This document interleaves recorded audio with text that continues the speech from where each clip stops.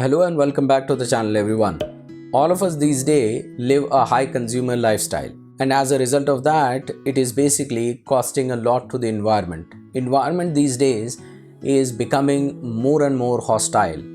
More and more environmental crises are looming upon us. The change in the environment is frequently causing floods, droughts throughout the world, along with the natural disasters that they bring with them. The time is really high and the movements for a greener environment are on their peak. But as individuals, do we have any options or do we have something to do with it? COVID-19 has taught us many things.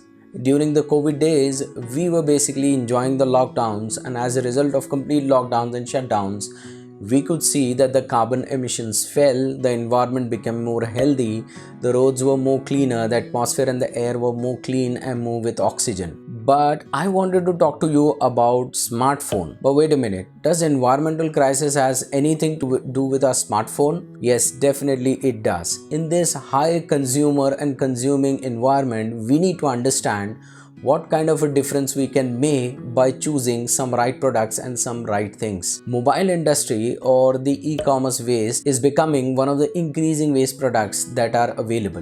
The smartphones that we buy have transformed from a repairable one where you can change the battery, you could have changed the speaker, you could have changed the charging socket, the most common problems that happen to mobiles, to becoming more and more non-replaceable. Out of all the smartphones that are dumped, only 20% of those are recycled, and rest of the 80% they add up to what is called as the e-waste. Then the amount of mass production that generally happens in the third world countries with worsening labor conditions and not fair wages and contracts, it is really high time that we look into this problem with a different perspective. And somebody did think about it, and when I first get to know about it, I was really fascinated by the efforts and the ideas that the team has put up. I am talking about the Fairphone. It is an ethical smartphone. It is a smartphone with a fair conscience. And some of the important cool things about this phone is that it is a repairable phone. As it is a repairable phone, it doesn't add to losing the precious metals that are used in the formation of a smartphone. It comes with two tools. It comes with a screwdriver and it comes with a spigot. And with the help of that, you can change your batteries, you can replace the parts that are not working, allowing you